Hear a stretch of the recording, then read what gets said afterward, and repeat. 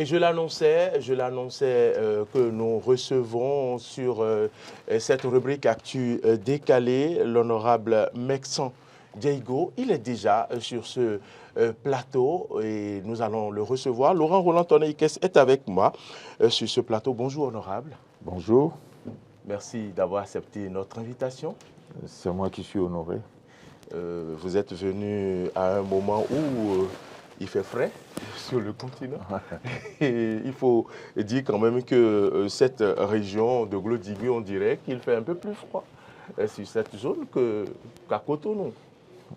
Disons que la matin charrie beaucoup de poussière et c'est un vent qui est frais, qui nous vient du nord du continent. Donc si vous considérez que Glodigué est en altitude par rapport à Cotonou, eh bien forcément il va faire plus frais à Glodigué qu'à Cotonou. Très bien, c'était la mise en condition. Merci pour ce petit cours de géographie. C'est juste une observation. Je n'ose pas vous faire un cours de géographie. Bien, honorable, vous avez suivi avec attention, et vous étiez d'ailleurs dans l'hémicycle hier à l'Assemblée nationale, le chef de l'État a délivré un discours, son discours sur l'état de la nation. Vous l'avez suivi. Dites-nous, quelles sont vos impressions quand le chef de l'État délivrait ce discours? Quelles étaient vos impressions quand vous étiez en train de le suivre? Et à la fin, comment vous avez apprécié ce discours? Avant cela, d'abord, je vous remercie de me donner cette occasion, donc cette opportunité de m'exprimer dans ce lot, dans cette vague de décryptage de ce discours, de me donner la parole pour que je puisse m'exprimer. Et vous m'accorderez de remercier, de saluer Madame Prudencio, qui est la PDG de cette structure, et aussi mon cher ami, donc Clama Balo, je crois, qui est l'un de vos directeurs généraux. Alors, et j'en profite pour saluer, et surtout vos téléspectateurs, sans qui toute cette mission, toute cette œuvre ne serait pas valorisée, étant entendu que si nous produisons, nous devons nous enquérir de ce que les produits fabriqués sont achetés. Et en matière de communication, ce sont ceux qui sont à l'antenne et qui nous écoutent actuellement. Alors, c'est constitutionnel de la part d'un président de la République, l'article 112 l'organise, de venir en fin d'année donner son discours sur l'état de la nation à la nation. La nation entière, là, représentée par les députés à l'Assemblée. Donc, c'était un exercice attendu, c'est un exercice qui a été exécuté. Et il faut saluer déjà le fait que cette étape, cette exigence constitutionnelle soit respectée et validée. Deuxièmement, le discours était très attendu parce que, en tant que député de la 9e législature, c'est la toute première fois que nous avons eu l'honneur d'assister à cet exercice. Je vous rappelle qu'il y a un an, nous, on était dans les starting blocks, on courait à gauche, à droite, pour préparer, enfin, pour démarrer notre campagne. Et aujourd'hui, Dieu nous a fait la grâce d'être au Parlement pour assister à cet exercice. Et nous en profitons pour remercier tous ceux qui nous ont accompagnés à devenir députés. C'est normal. Alors, quelles sont nos impressions? Nous étions dans l'espoir, nous étions dans l'expectative de recevoir le chef de l'État. Et encore une fois, je me disais, en quoi il va m'épater encore? Parce que les éléments constitutifs d'un discours du chef de l'État, que ce soit l'environnement international, les réalisations économiques, les promesses, les prévisions de l'année dernière, du discours de l'année dernière, la réalisation de ces prévisions et les perspectives pour l'année à venir, on sait déjà que c'est le schéma classique. Et en tant que député, dans le cadre de l'élaboration et du vote du budget, nous avons eu l'occasion de recevoir tous les membres du gouvernement et les responsables d'institutions. Donc, en ce qui concerne le niveau de réalisation des engagements faits l'année dernière, nous avons déjà une idée puisque nous avons voté le budget. Donc, il restait aussi à voir quel aspect nouveau le discours allait prendre. Et je peux vous dire que en cela, nous avons été satisfaits. En quoi vous avez été satisfait? Quelles sont les parties du discours qui ont retenu alors votre attention, cher honorable? Tout le discours a retenu mon attention. Excusez-moi. Il n'y a pas de problème. Le discours, vous avez vu la manière dont cela a été structuré. Le président de la République a commencé par l'environnement international. Il est important d'insister que, une fois clairement, le président de la République s'est à nouveau prononcé sur la position du Bénin par rapport à la crise russo-ukrainienne, par rapport aux affrontements regrettables, barbares même des fois, qui se déroulent sur la bande de Gaza, entre la Palestine et l'Israël. À ce propos, il a même dit, autant on peut condamner l'agression dont l'Israël a été la cible, autant on peut condamner la disproportion dans la réponse de l'Israël. C'est vrai, on va dire que quand on est petit, on ne cherche pas querelle au grand, c'est ça, hein? Oui, mais nous sommes dans un monde où il y a des lois, il y a des règles, il y a des institutions qui régularisent tout cela. Alors il a fini sur le plan international par ce qui se passe chez nous, notamment, quand je dis chez nous, en Afrique, au sein de la CEDEAO, notamment les coups d'État qui ont mis fin à des processus démocratiques en cours, oui. et le cas particulier du Niger sur lequel il a insisté. Il a dit, je cite, il a un temps pour condamner, il a un temps pour exiger, il y a un temps pour faire le point et prendre acte. Et en cela, c'est la fin de la citation, et en cela, il tend la main au Niger. Il dit que les autorités du Niger n'ont qu'à se prononcer, que la communauté internationale attend d'eux qu'ils se prononcent par rapport à leur statut, par rapport aux exigences qui leur ont été présentées. Je crois que c'est une avancée majeure dans notre conception et notre gestion de cette crise avec le Niger, parce que malheureusement pour nous, la crise nigérienne, on va dire, a voulu être réduite, a failli être réduite à une crise entre le Bénin et le Niger. Et le président de la République a dit que personne ne peut rester insensible quand des populations, qu'elles soient béninoises ou d'ailleurs, notamment nigériennes, souffrent compte tenu des dispositions, compte tenu des exigences installées par la communauté internationale. J'ai trouvé ça particulier parce que je connais le Niger, j'ai beaucoup d'amis au Niger, et comme dans d'autres pays, et je sais que les Nigériens attendent de nous quel est le vrai positionnement du Bénin. Et le président de la République, à travers son discours sur l'état de la nation, a donné une clarté, a clarifié davantage notre position. Et comme une main tendue, je vais dire, mais il dit que la balle est dans le camp du Niger. Alors, honorable, vous évoquez si bien la question du Niger, mais sur cette question, vous comprenez très bien que les sanctions de la CEDEAO, le pays qui les applique le plus, c'est le Bénin, malheureusement, parce que les autres pays de la CEDEAO, malheureusement, peu ou n'ont pas de frontières à partager directement avec le Niger. Et donc, du coup, la cible pour les Nigériens aujourd'hui, c'est les Béninois, malheureusement. Et on constate que sur le long de la frontière entre le Bénin et le Niger, il y a beaucoup de Béninois, des transporteurs également, qui souffrent, les opérateurs économiques qui souffrent dans une certaine mesure. Est-ce que vous ne pensez pas, sincèrement, qu'il y a possibilité de revoir peut-être les sanctions ou bien de négocier? Parce que sur la table de négociation de la CEDEAO, il fallait que le chef de l'État béninois aussi mette sur la table les intérêts du Bénin. Pourquoi? Parce qu'aujourd'hui, vous allez voir, il y a quelques jours, le Niger a sorti un courrier pour le représentant national du programme alimentaire mondial en disant que s'il doit avoir couloir humanitaire, il faut prendre le corridor Lomé-Ouagadougou-Niger.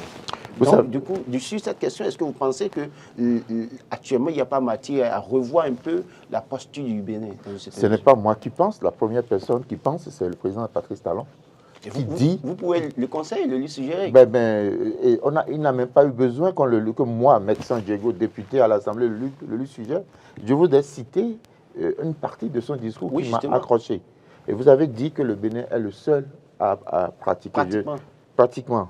Mais est-ce que vous reprochez au Bénin, est-ce qu'on peut reprocher au Bénin de mettre en œuvre une décision collective? Non, je ne reproche pas. Je dis en fait, on peut les Nigériens ont beau fait d'aller au Togo, de nous, comment on va dire, de nous challenger un peu vis-à-vis du Togo. Si vous ne voulez pas de nous, on ira au Togo, etc., etc.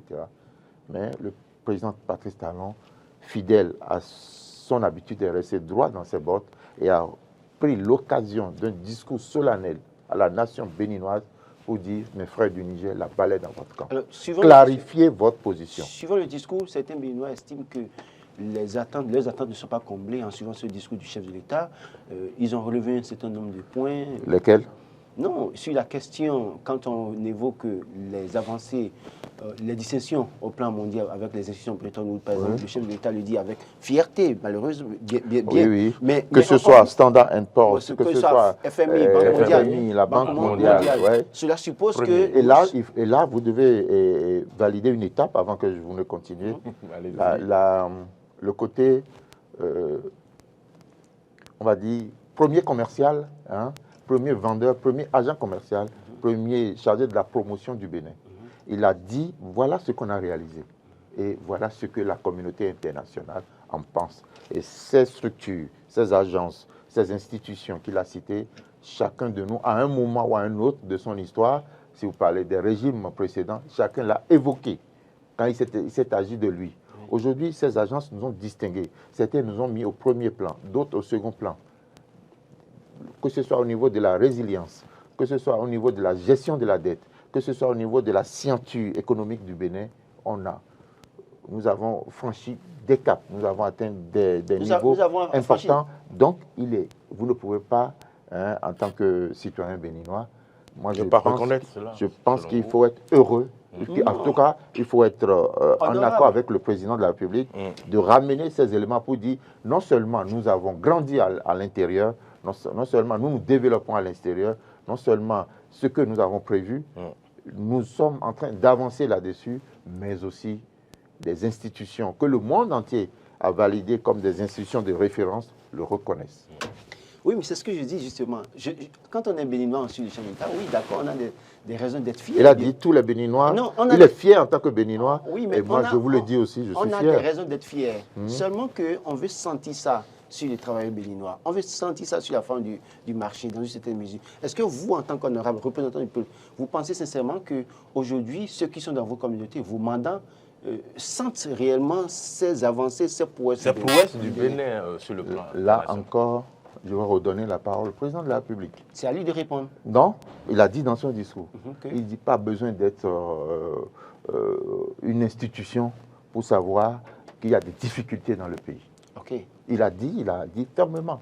Donc, il reconnaît que malgré tout ce qui est fait au plan du développement humain, au plan des efforts qui sont faits pour qu'un maximum de Béninois aient accès à l'eau, à l'électricité, qu'il y ait des routes, notamment les routes agricoles, pour aller desservir les endroits, les villages, les contrées qui sont des greniers ou qui produisent les denrées, hein, et qui assurent la gestion des filières, qu'il y ait des routes pour aller dans ces contrées, mais qu'il y ait aussi des routes pour le développement urbain. Alors, Patrice Talon a semblé lancer des pics au gouvernement du passé. Pose de première pierre, coup de pioche, inauguration. Et quand on sait que vous avez travaillé avec le gouvernement passé, notamment le gouvernement Boniaï, quel sentiment vous anime quand il dit quelque chose comme ça? Est-ce que vous avez remarqué on a vu l'Assemblée faire beaucoup de bruit. Pas du bruit, l'Assemblée a souri. Est-ce que vous avez constaté que vous avez souri vous-même quand vous avez abordé la question? J'ai souri, oui. Mais j'ai été choqué de voir des députés, en réalité qui appartenaient à l'ancien régime, applaudir aussi, parce qu'ils ont été artisans. Non, ils n'ont pas applaudi, ils ont souri. Ils ont souri, ok. C'est au moment où le président Patrice Talon a révélé les distinctions que les gens ont applaudi. Oui. Ils ont souri. Vous avez dit un pic et vous avez souri aussi. Vous n'avez pas besoin d'avoir... Vous avez travaillé avec l'ancien gouvernement aussi? Non, justement. Mais des gens avaient posé des pieds également, mais sont dans cette assemblée et qui ont souri. Oui. Donc, ils ont fait partie, en ce qui me concerne, vous le dites, j'ai été directeur général de l'Agence nationale pour l'emploi et c'est un poste qui m'a donné l'opportunité de servir le peuple. Et je remercie tous ceux qui ont contribué à ce que j'atteigne ce poste. On vous a vu à l'œuvre, vous étiez assez efficace, ça, il faut le dire. Merci, mais donc avec tous ceux avec qui j'ai travaillé, tous ceux qui ont contribué, que ce soit le chef de l'État de l'époque, les ministres et tous mes collaborateurs, nous avons travaillé à ce qu'il y ait un peu plus d'opportunités, un peu plus de dispositions, un peu plus de mesures pour accompagner les jeunes qui affrontent le chômage et le sous-emploi. Et nous aussi, nous avons vécu ces situations, des fois, j'étais dans la foule. Oui. Et ce que le président Vous Patrice n'avez pas le dit, choix. bon, je ne veux pas me dédouaner. J'étais dans la foule. Donc, je ne me dédouane pas du tout, comme je l'ai dit. Mais ce que le président Talon fait, il nous montre la différence. Il dit, est-ce qu'on ne peut pas faire autrement? Vous qui êtes animateur, vous pouvez venir ici avec toute votre famille qui reste derrière le mur, qui dit, oui, c'est notre... Le fils du village qui anime là. Mais d'autres peuvent venir simplement. Parce que le résultat, c'est ce qui sort sur l'écran. Oui. Allez-y. Non, je disais, vous me donnez des idées, j'évite. Il va éviter prochainement sa famille. Dans ce cas, celui qui va vous remplacer, vous ne pourrez pas l'empêcher de dire qu'il y a des journalistes qui venaient ici avec toute leur famille. Honorable, mais c'est rare de voir le chef de l'État dans cette posture où il lance quelques pics. J'ai vu quand même qu'il était plus ou moins relax. Peut-être qu'il ne s'attendait pas à cette réaction, que le Parlement puisse rire en ce moment. Mais est-ce que c'est... Lui-même, il se rend compte quand même qu'il a fait de grandes choses sans faire de tapage. C'est ça qui l'amène à le dire, certainement. On est mieux servi que par soi-même. Et j'ai l'habitude de dire, si vous laissez les gens vous faire, ils risquent de vous défaire. Faites-vous par vous-même et amenez les gens à vous accompagner, à vous faire. Si quelqu'un se lève tous les matins et se met à la tâche et à l'œuvre et arrive à réaliser des grandes choses, on ne peut pas lui reprocher de le dire et de le faire savoir. On dit savoir, savoir faire et faire, savoir. Maintenant, il a voulu quand même entourer ce discours qui est resté très solennel de quelques moments de détente. Oui. On va dire un petit quart d'heure écologique, dira l'autre. Il nous a permis de nous évader un peu, de ne pas rester trop, on va dire, trop braqué sur le discours. Mais je ne sais pas, je ne suis pas dans le secret des dieux. Je ne suis même pas sûr que ces moments de pic, donc, comme vous le dites, soient mentionnés sur son discours. Mais il était relax. Et j'ai vu que... C'est bien évident parce qu'on l'a vu, on a l'impression que c'était une improvisation. Voilà. Donc, c'est un moment solennel, mais qu'il a voulu quelque peu convivial. Hein? Il ne vous a pas manqué qu'à des moments donnés, les uns ont applaudi, les autres n'ont pas applaudi. Mais pour saluer les discours, tout le monde s'est levé en standing ovation pour dire que c'est le chef de l'État du Bénin. Et ensemble, nous représentons le peuple qui l'a écouté. Le bonheur n'est pas dehors, c'est au Bénin. Le chef de l'État a eu à dire cette phrase dans son discours, mais il a ajouté « Le Bénin fera son chemin tout seul s'il le faut ». Le Bénin ne peut pas vivre en vase clos, ça c'est connu. Il a commencé par parler de l'international, parler de la résilience de notre économie. Il a salué la résilience de notre peuple par rapport aux crises, aux chocs de l'extérieur qui ont influencé notre économie et notre vivre ensemble. Mais qu'à cela ne tienne, nous avons des objectifs, nous avons des ambitions et qu'il pleuve ou qu'il neige, nous devons les atteindre. Et c'est pour ça qu'il dit, s'il faut le faire, nous irons seuls. Mais nous n'irons pas seuls en termes de... Le monde entier est un village planétaire.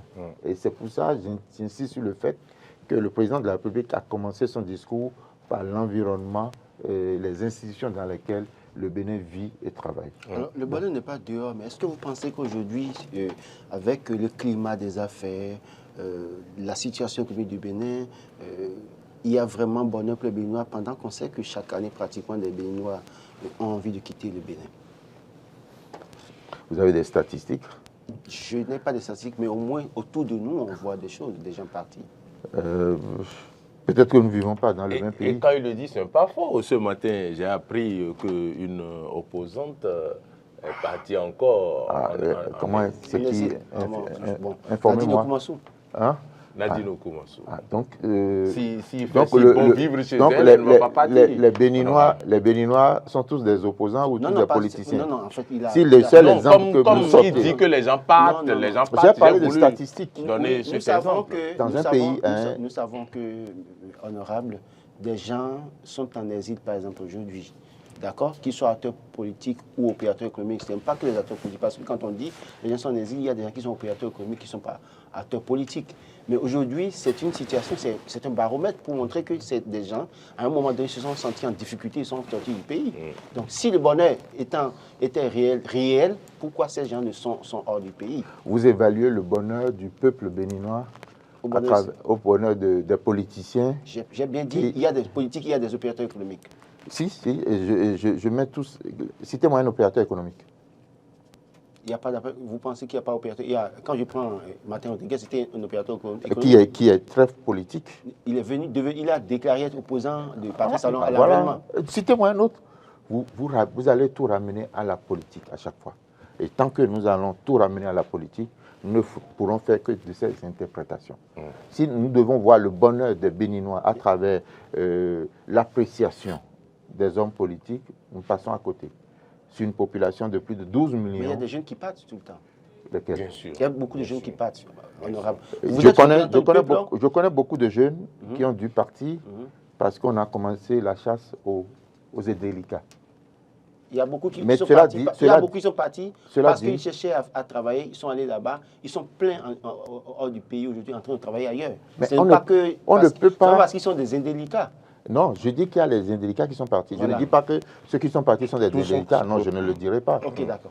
Mais cela dit, pour avoir fait travailler avec l'Organisation internationale de la migration, pour avoir quelques éléments, rencontrer quelques experts qui travaillent sur la migration professionnelle, c'est un domaine qui est encouragé. Si moi je travaille beaucoup à l'extérieur aussi. Si je trouve mieux, je partirai. C'est une question de choix. Vous laisserez votre poste de député? Pour le moment, je suis député. Mais je dis, si je trouve mieux, je partirai. Puisque j'ai déjà été travailler à l'extérieur. Et vous qui êtes là, je vous mets au défi, si vous trouvez mieux que ce que vous faites aujourd'hui, rien ne vous... on va dire, le lit, vous lie au Bénin. Et dans le même temps, je partirai volontiers parce que là, je ne suis pas encore satisfait de ce que je fais à 100%. Ça, je le dis haut et fort. Ça, c'est un autre débat. Oui, justement, parce que quand je vous dis, ce n'est pas un défi en réalité. Dès lors que vous trouvez mieux, vous devez partir à un moment donné. Donc ceux-là ont trouvé mieux. Mais ça ne veut pas dire que ceux qui vivaient étaient mauvais. Si je prends votre cas. Il y a des gens qui vivaient, ceux qui vivaient dans ce pays, c'est mauvais. Mais vous citez-les. Je ne vais pas citer des noms. Je ne vais pas citer des noms. Parce que quand on dit... C'est pourquoi je vous dis, en tant que représentant du peuple, vous avez des informations. Oui, mais cela dit, on ne va pas s'enliser dans cette histoire. Vous avez des infos. Il n'y aura jamais assez pour tout le monde, en tout cas pas au même moment. L'effort va faire la différence entre les gens. Il y a plein de jeunes Béninois qui ont fait le même diplôme comme vous, qui peut-être rôdent encore à la maison parce qu'ils veulent des solutions de facilité. Nous n'allons pas non plus encourager les solutions de facilité. Et troisièmement, je sais qu'il y en a qui sont courageux, valeureux, mais qui n'ont pas encore trouvé ce bonheur, le chemin. Et nous travaillons pour cela. Et c'est pour cela que pour revenir au budget qui a été voté, il y a de cela quelques jours, il y a de cela une dizaine de jours ou 2 semaines, c'est un budget qui est à près de 42% orienté sur le social.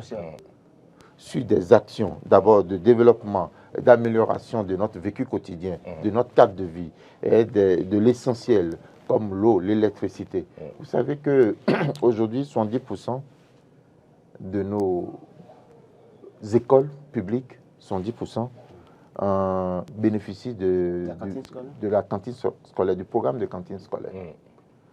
Et nous travaillons. Sauf qu'il pas plus tard que la semaine, je peux terminer, pas plus tard que la semaine qui s'achève, nous avons travaillé avec le programme alimentaire mondial qui est la structure, l'entité qui porte, l'institution qui porte le programme, ce programme avec le gouvernement. Avec le Bénin.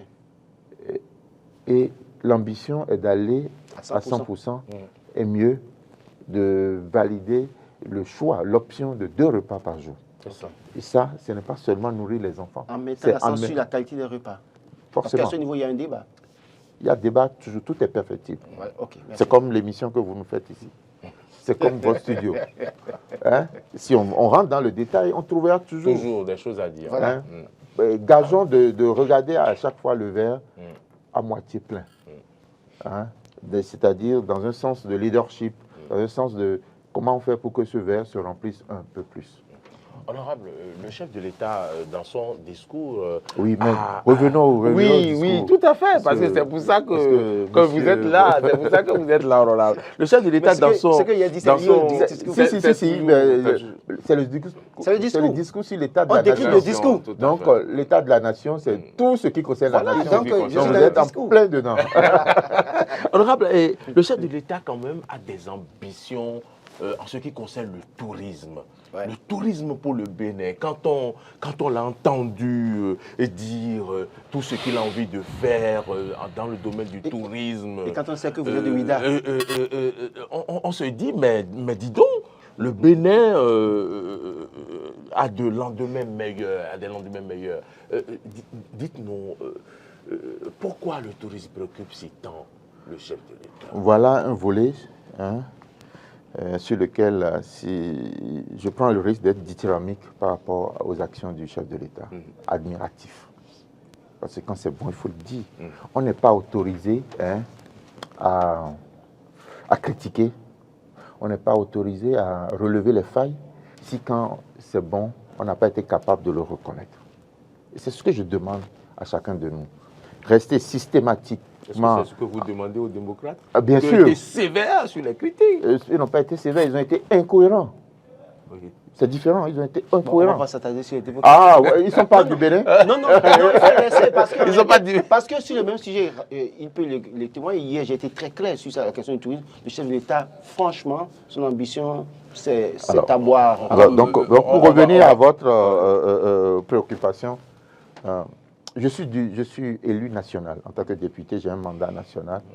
Mais il n'en demeure pas moins, comme vous l'avez si bien dit, je suis élu dans une circonscription électorale et je suis candidat dans une ville, dans une commune qui s'appelle Ouida. Oui. Ouida, et quand vous fermez les yeux, vous imaginez Ouida. Déjà. Vous ne pouvez pas savoir. Oui. Toutes les réalisations qui se font, hein, sont embarquées dans un cadre, dans un concept global de faire de Ouida une cité-musée. Oui, cité-musée, c'est tout Ouida. Oui, un musée à ciel ouvert, avec des réalisations qui prennent en compte toutes les étapes culturelles et culturelles que nous connaissons aujourd'hui. Mais au-delà, Ouida, puisque vous en avez parlé, sera un label. Et il ne vous a pas échappé que la fête du Vaudou du 10 janvier à Ouida spécialement va prendre la célébration, va prendre une forme de célébration d'un festival qui s'appelle Vaudou Days, qui va se faire sur 2 jours. La 9 et la 10. Nous sommes un pays qui produit du coton que nous essayons, grâce à Dieu, de transformer aujourd'hui. Que nous réussissons, excusez-moi, à transformer. Les autres filières permettent aux producteurs agricoles de soutenir l'économie, et ces filières, que ce soit l'anacarde, l'ananas, aussi sont transformées. Oui. Mais au-delà de cela, parce que ce que nous produisons, nous en consommons une bonne partie. Oui. Mais au-delà de cela, nous sommes un pays, jusqu'à preuve de contraire, nous n'avons pas un sous-sol aussi riche que ça. Mais par contre, nous avons une culture, que ce soit de Ouida jusqu'à Malanville, en passant par Niki, Abomey ou Kétou, Porto Novo, Grand Popo, Kouandé, Abomey, Djougou, Natitengu, tiens, Porga. Nous sommes un pays que la nature a gâté. Autant on disait de l'ancien Zaïre que c'est un scandale géologique. Je ne dirais pas scandale chez nous, mais c'est une grâce. Scandale touristique. Non, le mot scandale ne me plaît pas. Okay. C'est une grâce, un pays de grâce culturelle. Il m'est arrivé plusieurs fois, quand j'étais au poste, notamment à l'ANPE ou dans un poste au niveau de l'UEMOA, quand je faisais des activités au Bénin, j'amenais nos troupes, j'invitais les troupes artistiques et ils nous faisaient faire des voyages, rien qu'à travers les danses, du sud au nord, du nord. Mais les gens en sortent épatés. Chers collègues, chers amis, soyez rassurés, nous avons une culture riche et un tourisme qui a du potentiel. Il ne restait qu'à le transformer, à amener l'industrie qui est composée d'abord de la stratégie, excusez-moi, mais aussi de réaliser les, les, les édifices qui permettent à ce tourisme de vivre et de mettre en valeur cette culture, les arènes qui sont en train d'être... L'arène de 7000 places. Ouais, que ce soit à Ouida, à Porto Novo, les musées, hein, et surtout une stratégie de spécialisation dans chacune de nos villes. Aujourd'hui, on sait que la fête du Vaudou, qui est connue, la fête de nos croyances endogènes, comme on le dit, Oui. religion endogène, oui. se fêtera ou se fête partout. Mais le gouvernement a fait le choix de ne se concentrer lors de cette fête qu'à Ouida. Porto Novo, qui faisait le Festival international de Porto Novo, le gouvernement a convaincu Porto Novo de se positionner en août. La Gani ne se fera qu'à Niki. Ainsi de suite. Ce n'est pas de la stratégie, ça. C'est la stratégie. Ok, très bien. Et sans stratégie, on est généreux. On est généreux, on dit tout le monde fait la Gani. Vous savez, il fut un temps où j'ai rien contre. Ça m'a permis de prendre contact, mes premiers contacts avec cette manifestation où la Gani se faisait à Calavi. Se faisait à Cotonou. À Cotonou. Avec course des chevaux. Ça, personne ne peut empêcher ça. L'essentiel est de respecter les règles de mise en place d'une activité comme celle-là. Mais il est désormais clair que certaines célébrations seront consacrées à des endroits donnés. Ça permet aux touristes de prendre date avec nous et de venir de manière intensive participer à nos célébrations. Honorable, on n'a plus beaucoup de minutes. Il ne nous reste que Déjà véritablement 2 minutes. Comment se porte l'UP? L'UP Le Renouveau. Union progressiste Le Renouveau. Union progressiste Le Renouveau. Avec la multitude des ambitions. Forcément. Et c'est ça qui fait vivre un grand parti. Vous êtes de quel camp? Parce qu'il y en a beaucoup. Oui. Lesquels? Il y a 3 camps. Ouais, Déjà qui se décident. Allez-y, allez-y. Nous, Olivier Bocor. Le troisième n'est pas assez constant, mais bon. Dites-moi. Je vous donne les 2 premiers d'abord. Vous êtes de quel camp? Jusque-là, Vous êtes toujours membre UP. Je suis membre UP, mieux. Je Le suis membre de la direction exécutive nationale. C'est une responsabilité majeure et qui me permet de vous parler aussi en toute responsabilité. Pour vous dire qu'il n'y a pas de camp à l'UP. L'UP se porte très bien. Non seulement l'UP se porte très bien, mais l'UP ira davantage mieux et vous montrera, donnera la preuve que nous sommes un parti solide et qui travaille à mettre en place toutes ces structures. Avec son président Jacques Benou. Bien sûr, puisque c'est lui le président. Pourquoi vous insistez là-dessus? Non, non, n'insistez pas. L'UP n'a jamais eu... On vous rappelle juste le Ouais, votre président. L'UP a eu comment on a appelé ça? C'est pas de quoi vous Quand voulez parler. il y avait eu plusieurs responsables, voilà. Vous parlez du titre que portait à Moussa Bruno? Oui, allez-y, aidez-moi. Primaire, non? Non, non, pas primaire. Il y avait, pendant longtemps, d'abord, il y a eu le président Amoussou entouré des autres dignitaires du parti. Après, il y a eu le président Djogbenou, Madame Talata et l'honorable... Bedoshi? Oui, Chirac Bedoshi. oui, oui, un certain collège présidentiel. Oui, collège. Présidentiel. Et aujourd'hui, nous avons en bonne et due forme un président, un vice-président, un secrétaire, un secrétaire adjoint, etc. etc. Oui. Donc, un bureau bien structuré. Deuxièmement, il ne vous a pas échappé que pour la première fois au Bénin, un parti politique a envoyé ses députés sur le terrain pour assurer cette mission de reddition de comptes à la population. L'UP l'a fait, d'autres l'ont imité. Et je les félicite parce que reconnaître que quelque chose est bien et tenter de le faire, c'est déjà une marque de leadership. Actuellement, l'UP est en train de travailler. Vous avez dû voir les courriers circuler du 15 au 30. Oui. Les instances à la base seront mises en place. Ok. On va mettre en place les cellules au La niveau... perspective de 2026. Forcément. Un parti est là pour prendre le pouvoir et l'exercer. Je vous prophétise quelque chose. Oui, allez-y. J'aime bien la prophétie. Le futur président du Bénin Sera sera de l'Union progressiste de renouveau. Si l'Union progressiste existe encore, est-ce qu'il n'y aura pas fusion entre l'Union progressiste, le renouveau et le BR? Vous avez un cristal plus puissant que le mien pour voir. Mais ma dernière question, honorable, s'il arrivait, on va s'il arrivait que l'UP le renouveau n'a pas le pouvoir en 2026, est-ce que vous pensez que cette formation va résister au temps? Parce qu'on a pu voir l'UBF sous Kékou, FCB sous Boliaye. L'histoire récente de notre peuple peut nous amener à tirer des conclusions. Okay. Mais la même histoire nous amène à tirer des leçons.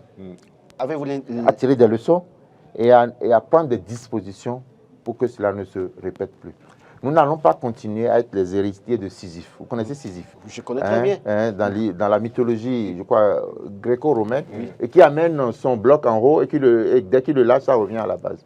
Sisyphe a un avantage sur nous, il n'avait pas de référence. Nous, on a Sisyphe comme référence. À chaque fois que nous montons le bloc, nous le calons. Vous calez. Nous le calons. Donc, on ne va pas tomber dans ce... Comme un gros camion dans une descente. Dans cet échec-là. Ce que je voulais dire, en fait, de toute façon, l'UP résistera.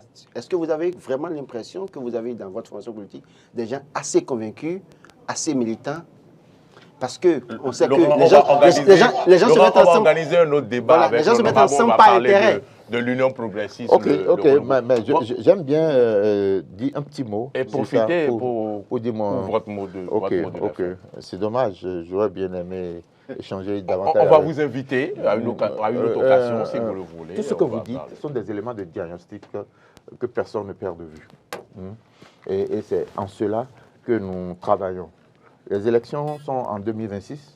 Et d'ici à là, il y a des efforts qui sont faits en termes de formation, en termes de discussion. Parce que la première étape pour responsabiliser tout le monde, c'est d'institutionnaliser le système.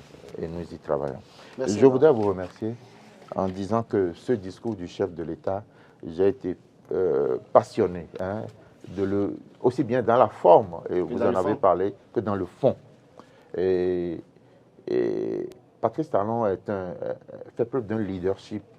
Et j'aime dire que, en attendant que chacun de nous écrive un livre sur nos présidents, notamment Patrice Talon, la doctrine de Patrice Talon, il nous l'enseigne tous les jours dans son comportement. Je dis ce que je fais, et je fais ce que je dis, et j'assume. Et ça, c'est une preuve de leadership. C'est vrai. Avec des résultats à l'appui. Et c'est ça qui me séduit. Nous avons assisté à un bon discours d'un chef d'État qui, mieux qu'un chef d'État, tient le gouvernail.